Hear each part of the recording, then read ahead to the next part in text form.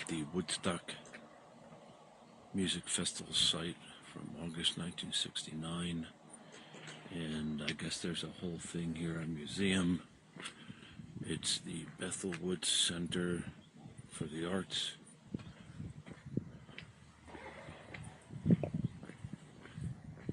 Looks like it's going to rain here today.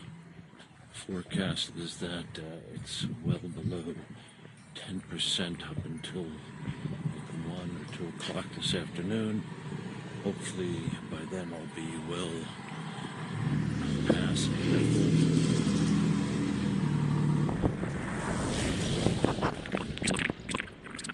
Get a bird's eye view of what all we're doing. So here is where I am at now. I just came from the parking lot that's over here. So I'm headed to this museum.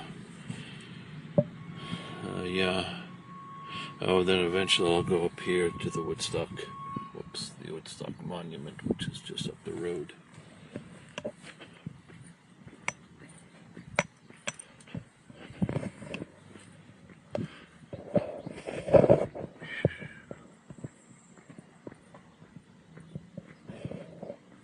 And I'll try not to be obnoxious with the camera. Okay, so Peace and Love Camping, all the historic site of the 1969 Woodstock Festival. Wow, that would be like glamping. The museum is open. Let's see.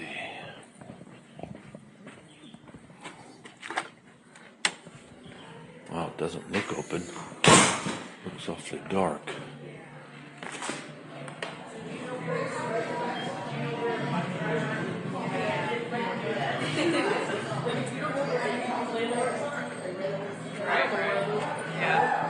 Hi. I'd like to go to the...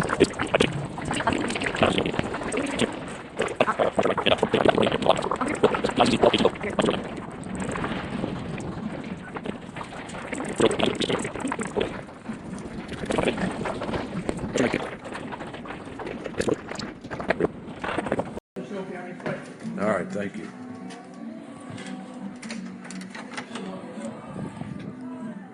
Okay.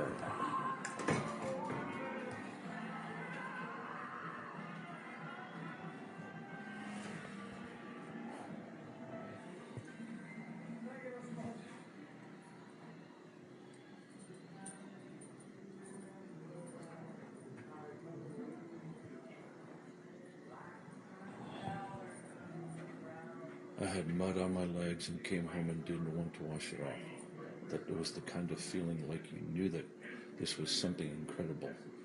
I consider it one of my life's high points. Attendee Avram Carell.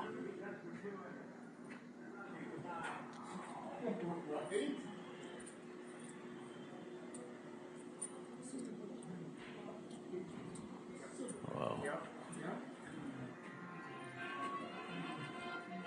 Back to the Garden, Woodstock 69. In August 1969, one of the most celebrated music festivals in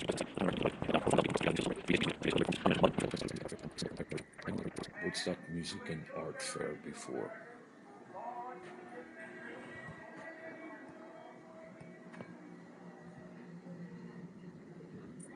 The essence of Woodstock was that we accomplished what we had started out to do in the early 60s, which was to show that we as young people were not going to back down from our political feelings, our emotional feelings, and our newly discovered citizenry. Richie Havens.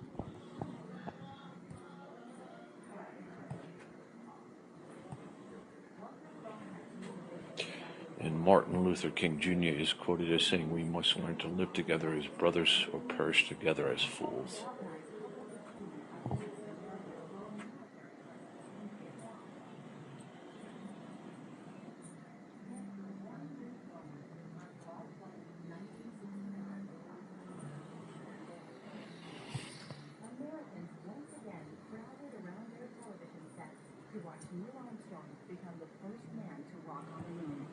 It's one small step for man, one giant leap for mankind.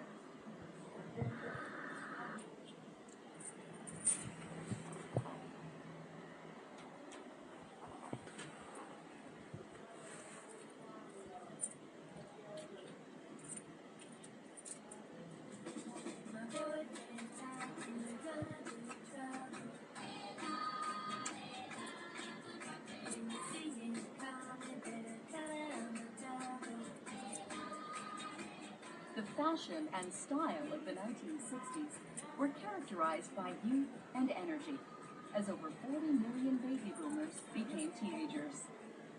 The early years of the decade were relatively modest and proper. Millions of women emulated the elegant First Lady's bouffant haircut, and the men sported classic crew-cut styles. The mod look was a step in a more daring direction. Appropriated from Carnaby Street in London's Soho district, it soon grew popular in the U.S. after the British invasion, becoming the style of the mid-60s. But as the baby boom generation's rebellion against the establishment continued to gather strength, their look and style changed in ways that shocked their parents and grandparents. As the protest movement spread outwards, so too did the look of counterculture. By the mid to late 1960s, both men and women around the country were increasingly abandoning the hang-ups of the previous decade. The Beatles' evolving image mirrored this societal shift. Mrs. Robinson, you're trying to seduce me. Movies in the late 60s both reflected the relaxing of inhibitions and encouraged these cultural changes. No, man. This is grass. You mean marijuana? On Broadway, crowds delighted in the risque productions of Hair and O Calcutta, and books that embodied the sexual revolution were bestsellers. Not everyone, of course, believed in the deliberate testing of traditional moral values. Yet even many of those who failed to embrace the tie-dyed revolution could be seen sporting longer hair, sideburns, and bell-bottoms. Evidence that the fashion of the youth culture had worked its way into the mainstream. The 60s marked the baby boomers' coming of age, and fashion and style were emblems of their rebellion.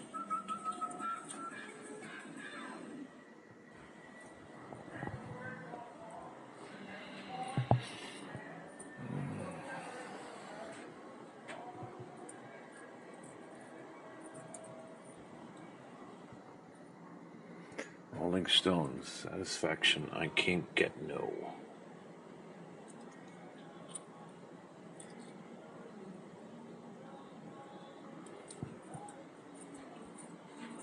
Wow.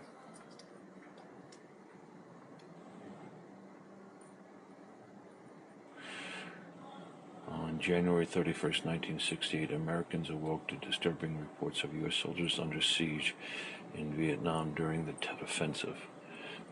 Within a few months, opinion polls showed that a majority of the country believed the U.S. intervention in Vietnam was a mistake.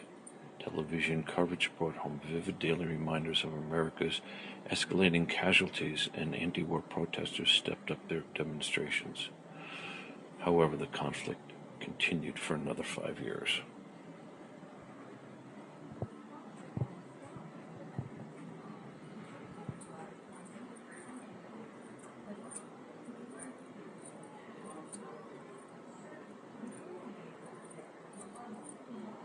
Protests over the draft polarized the nation, creating deep resentments between supporters and opponents.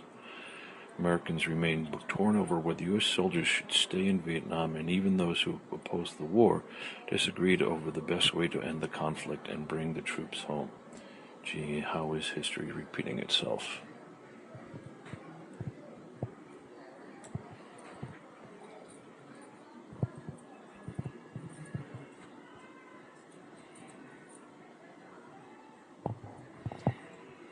March 2, 1960, Elvis leaves U.S. Army and returns to music.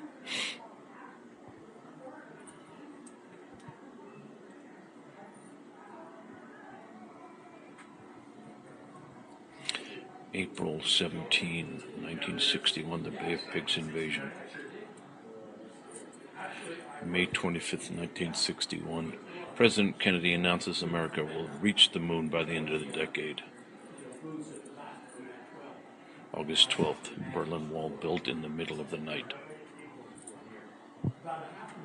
1962, the Cuban Missile Crisis.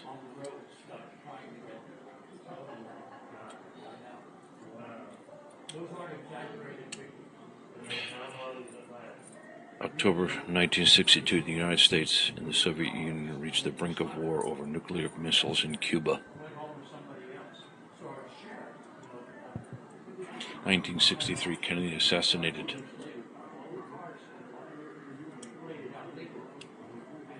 November 22, 1963, John F. Kennedy assassinated in Texas.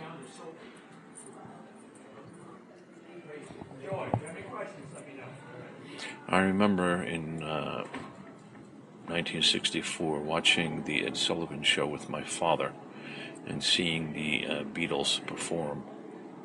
I might have been I Want to Hold Your Hand, and I remember all the girls screaming and screaming and screaming and asking my dad, why were the girls screaming? And he shrugged and he didn't know either.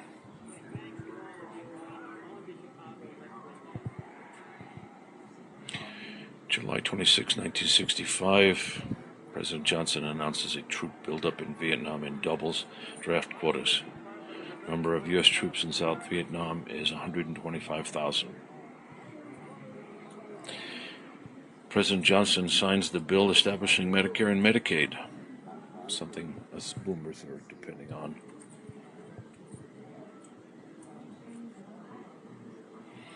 June 1966, President Johnson announces bombing campaign against North Vietnam. Number of U.S. troops in South Vietnam reaches 285,000.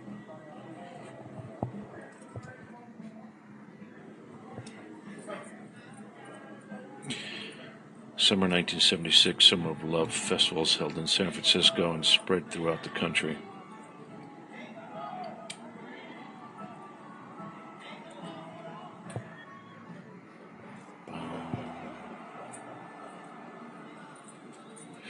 August 26, 1968, Democratic National Convention in Chicago marred by clashes between protesters and police.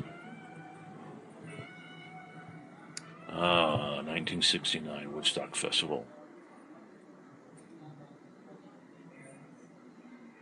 June 8, 1969, Nixon announces the withdrawal of 25,000 troops from Vietnam. July 20th, 1969, Neil Armstrong walks on the moon. I remember watching that on a black and white TV. August 15th to the 18th, 1969, Woodstock Music and Art Festival. December 6, 1969, 4 fans are killed during the Altamont Music Festival, in which the Rolling Stones hired the Hells Angels and paid them in beer to be security.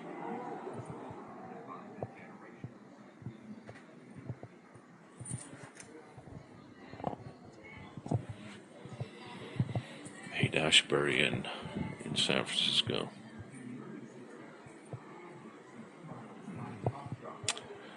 Jefferson Airplane, which sadly at some point became Jefferson Starship, went from being counterculture to top 40 pop. Cheap Thrills, Big Brother and the Holding Company. This is Janis Joplin. I had this album. And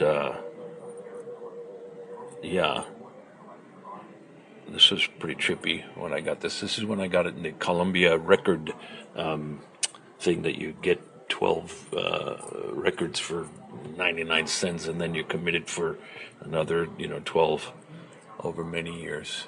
And here is Creedence Clearwater Revival, Green River, Crosby, Stills and Nash. Very nice stuff.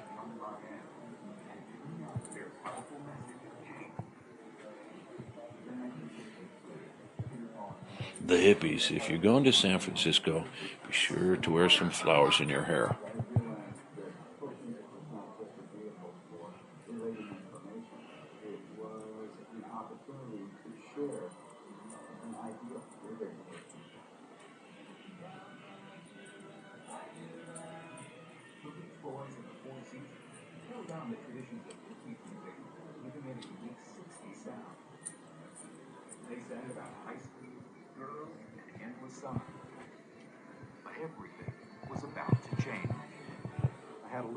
AM radio that I carried around waiting to hear this new group. And all of a sudden, something came out of that speaker that I thought was going to cause this little radio in my hand to melt, and that the speaker would just explode. And I went, that's the Beatles. In February 1964, the Beatles arrived, igniting the second coming of rock and roll. Ladies and gentlemen, the Beatles! And here we The are, Beatles gave America back its the own girls music, screaming. taking the original intentions of rock and roll, a rebellious good time sound, and wrapping it in a pop melody. And here we come with the Soon, Rolling British groups Stones. like the Rolling Stones, the Animals, and the Kinks were dominating the pop charts. With their blues sound and wild bad boy image, the Stones were the counterpoint to the Beatles, embodying the darker side of rock and roll. Come gather round, people.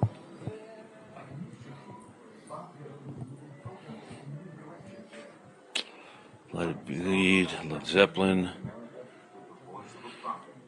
1969.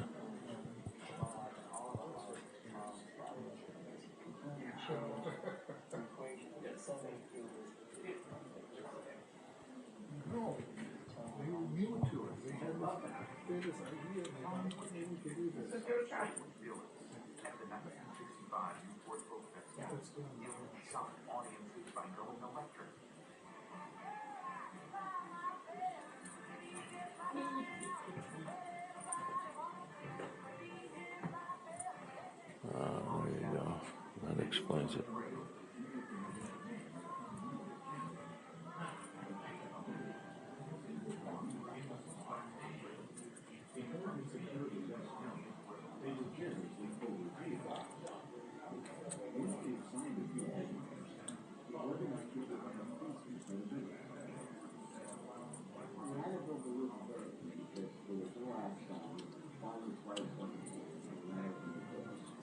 The organizers had set a ceiling of $15,000 per act, but when Jimi Hendrix asked for $30,000, they couldn't refuse. Once Jimi Hendrix said yes, then the gates opened. When Jimmy said yes, I'll play, everybody else would play for nothing at Woodstock.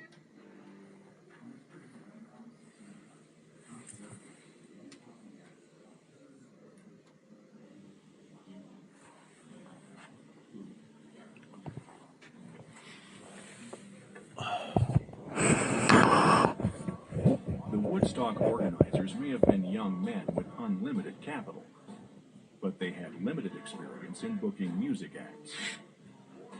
In order to secure the best talent, they would generously overpay them.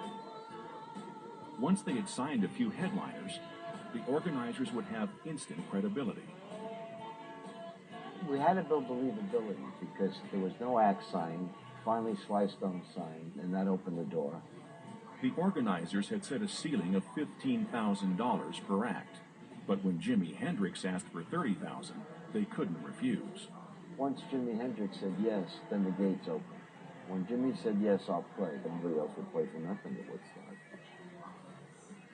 The reason we were on Woodstock was Jimi Hendrix's agent was our agent.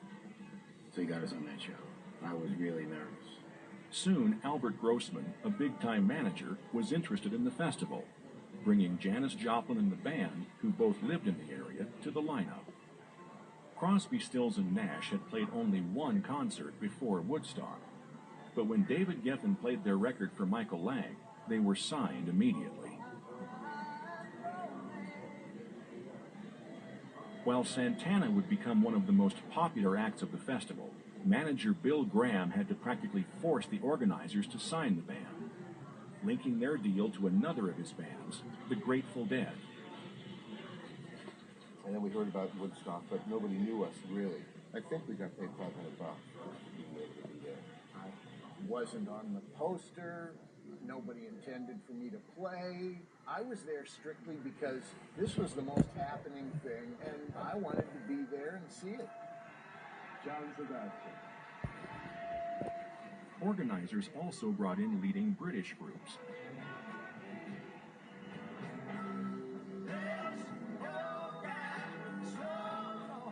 Popular in Britain, but relatively unknown in the States, Joe Cocker was booked for $2,500. Woodstock would be one of his first U.S. shows.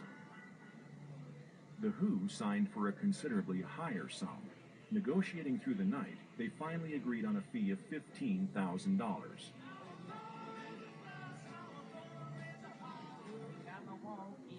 For all the great acts that signed on, many others turned down the offer to be part of the show. Because we had done 3 festivals that week, and festivals were just a hassle to play, you know. And then when it happened, we said, oh man, no, this one. You're going to sing acapella. Joni Mitchell was already booked to appear on the Dick Cavett Show. And the Doors declined when they realized the concert was in upstate New York, not Central Park. I said, we're not going to play in the country, man. You think these groups are actually going to come to the country and play in upstate New York? Where is upstate New York? No one thought they could pull it off, but 4 young men with a plan booked some of the biggest bands of the day for a festival in a field in rural New York.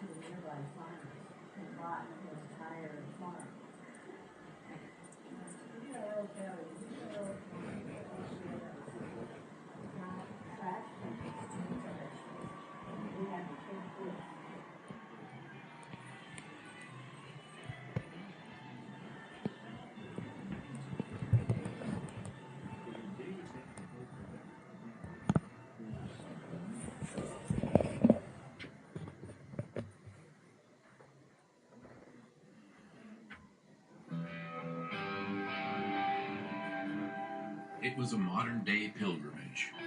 People came in cars and in buses, by helicopter and on foot. All across the country, hundreds of thousands of people packed their bags and set off on an epic journey. Destination? Woodstock.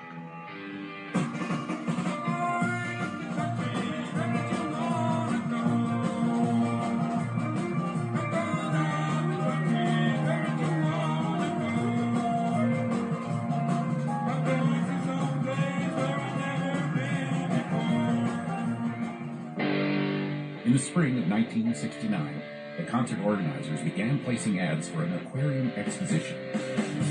Jimi Hendrix, Janis Joplin, The Who, Jefferson Airplane, and more, all playing together for 3 days in upstate New York. One of the first caravans to hit the road for Woodstock was the Merry Pranksters, a freewheeling, Oregon-based commune. 4 buses, 30 people, all heading out to Woodstock. The beauty of the bus, there wasn't anything else like it.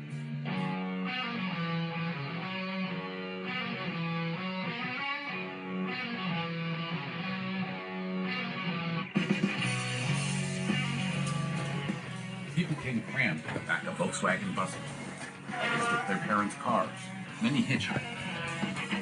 And there was a carload of people getting ready to go to Woodstock, and they said, "Do you want to go?" So I jumped in the car and went. People were coming from all over the country.